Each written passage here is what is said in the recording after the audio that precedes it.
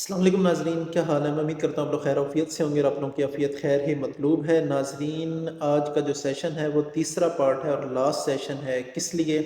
जो हम continuously part 1 और पार्ट 2 किया था, ये किस तरीके से आप अपने बेली से यानी कि पेट से, हिप और थाइस से चर्बी को कम कर सकते हैं और आप इनका साइज़ रिड्यूस कर सकते हैं, जो कि बिल्कुल एक इम्पॉसिबल बात नहीं है। अच्छा, पहले दिन हमने डिस्कस किया था कि कौन सी बेसिक चीज़ें हैं जो हमें करनी चाहिए वेट रिड्यूस करने के लिए बेली से, हिप और थाई से। फिर दूसरे नंबर पे किया था कि कौन सी चीज़ें हम अंदर ऐड करें ताकि ये प्रोसेस तेज़ हो सके। तो आज तीसरा जो लास्ट सेशन है, इसमें मैं आपको ये बताऊंगा कि कौन सी चीज़ें हमें बिल्कुल नहीं करनी है अगर हमने अपना वज़न या हिप और थाइस का अगर हमने वेट रिड्यूस करना है। इसमें से हमने फ़ैट को रिड्यूस करना है, चर्बी को रिड्यूस करना है। तो अच्छा नाज़रीन, सबसे पहले जो चीज़ आ जाती है वो आ जाती है इंसोम्निया। यानी कि अगर आपको किसी तरह का कोई मसला है जिससे आपको नींद नहीं आती, तो आप बिल्कुल फ़ैट, मैं कहता हूँ कि रिड्यूस नहीं कर सकते, आप वज़न कम नहीं कर सकते।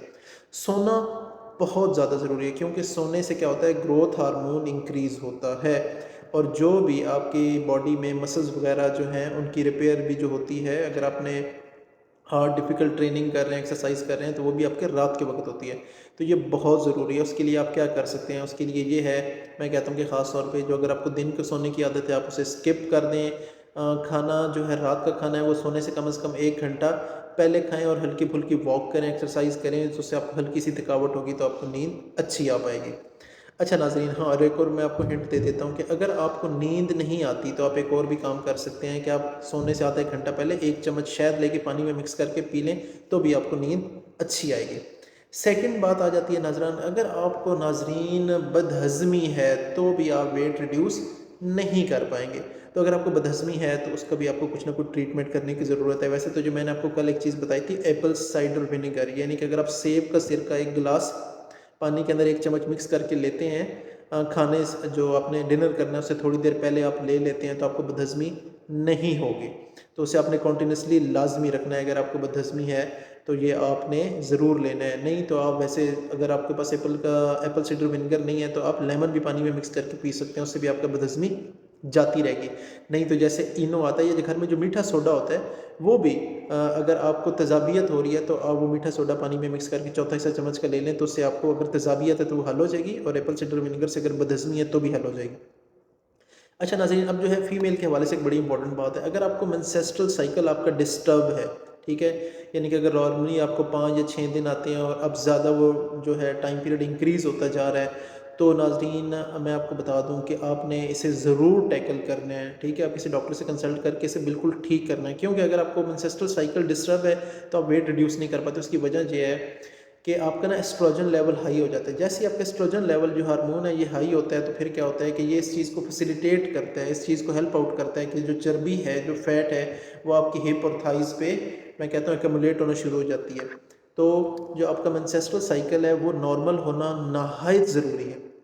अगली चीज़ आ जाती है नाज़रीन स्ट्रेस के हवाले से। अगर आप परेशान रहते हैं तो कॉर्टिसोल लेवल जो हार्मोन है, स्ट्रेस हार्मोन, वो हाई होगा, तो भी वो आपको वेट रिड्यूस नहीं करने देगा। तो स्ट्रेस के लिए आप क्या कर सकते हैं, मैं कुछ आपको थोड़ी बहुत चीज़ें बताता हूँ जिनसे आप अपनी स्ट्रेस को कम कर सकते हैं। पहली बात तो ये, पाकिस्तान के जो हालात हैं, ख़बरें सुनना ऐसे अवॉइड करें। पाकिस्तान का वर्ल्ड कप का मैच ना देखें, क्योंकि बहुत बुरे हालात चल रहे हैं।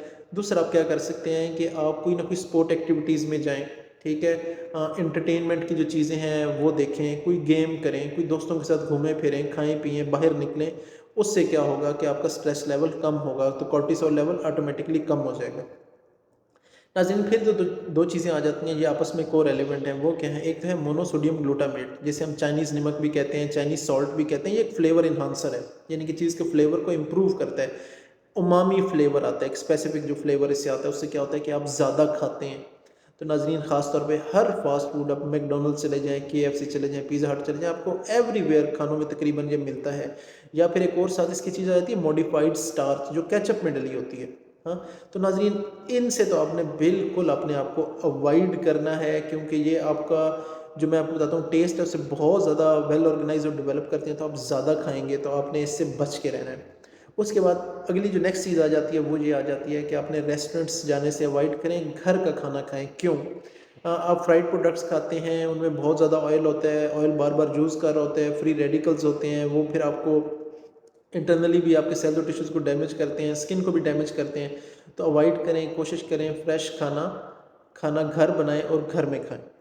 अगली चीज़ आ जाती है ओवर ट्रेनिंग। नाजरीन, अगर आप बहुत ज़्यादा कोई हार्ड ट्रेनिंग कर रहे हैं तो उसे बिल्कुल छोड़ दें। क्यों? उससे वज़न कम नहीं होने वाला, उससे जो आपका मसल्स हैं, जो गोश्त है, वो कम होगा। तो मैंने आपको इसलिए कहा था कि आपने वीकली 2 दफ़ा या 3 दफ़ा ट्रेनिंग मैक्सिमम करें, इससे ज़्यादा ना करें। और नाज़रीन, अगर आप कोई हार्ड एक्सरसाइज करते हैं और उसके बाद आपको मसल्स में पेन है तो 1 2 3 दिन जब तक ठीक नहीं होती आप दोबारा उससे ना करें, ना करें। इस तरह सेल जो है, मैं आपको कह रहा हूँ, जो मसल्स हैं वो आपके और ज़्यादा डैमेज होना शुरू हो जाएंगे, तो आप कभी भी वेट लूज़ नहीं कर पाएंगे। और एक और चीज़ जो बहुत इंपॉर्टेंट आ जाती है, जो मैंने ख़ास तौर पे काफ़ी पेशेंट्स में देखी है, वो है जी कॉन्स्टिपेशन का इशू। ठीक है, अगर आपको कब्ज़ है तो उसे आपने लाजमी ट्रीट करना है। आप क्या कर सकते हैं कि मैं आपको कहता हूँ कि आप एक बड़ी चम्मच इसबगोल की सुबह ले लें और एक चम्मच शाम को ले लें। अगर वो भी आपको उस हद तक रिलीफ नहीं कर रही तो फिर आपने जो गंदम का छानना हुआ आटे में छान नहीं होता, वो एक चम्मच और एडिशन कर लें, वो लें। उससे आपकी कॉन्स्टिपेशन दूर हो जाएगी। क्योंकि ये क्या होता है, फाइबर जो है, ये जो आपका पूप आता है, पखाना आता है, उसे हैवी करेगा और वो ईजिली निकल पाएगा। क्योंकि कॉन्स्टिपेशन के होते हुए कि वेट लूज़ करना बिल्कुल नामुमकिन है। तो नाज़रीन, ये कुछ बातें मैंने आपको बताई हैं, फिंगर टिप्स में गिनवा देता हूँ कि अगर आपको नींद का मसला है उसे हल करना है, बदहज़मी का मसला है उसे हल करना है, फीमेल्स में अगर मेंस्ट्रुअल साइकिल का इशू है तो उसे रिजॉल्व करना है, परेशानी नहीं होनी चाहिए, रेस्टोरेंट्स नहीं जाना, चाइनीज़ नमक नहीं खाना, ज़्यादा ट्रेनिंग मुश्किल नहीं करनी जिससे आपके बाद में पेन ही नहीं ख़त्म हो रही, और लास्ट चीज़, अगर आपको कॉन्स्टिपेशन है तो उसका भी आपने हल ज़रूर निकालना है। अगर आप ये तीनों लेक्चर्स बातरतीब, अगर आप ये अपने डाइट प्लान के साथ ये चीज़ें आप रट लेते हैं, इन्हें लाजमी करते हैं, तो मैं आपको गारंटी देता हूँ कि जितना मुश्किल से मुश्किल हो, आप डाइट चेंज कर चुके हैं, आप डाइटिंग कर रहे हैं, वेट लूज़ नहीं हो रहा, तो मैं आपको गारंटी देता हूँ आपका वेट लूज़ ज़रूर हो पाएगा। नाज़रीन, आपने वो समर गोंदल को इजाज़त दें। अगर आपको बात पसंद आई है तो चैनल को सब्सक्राइब ज़रूर करें। अल्लाह हाफिज़।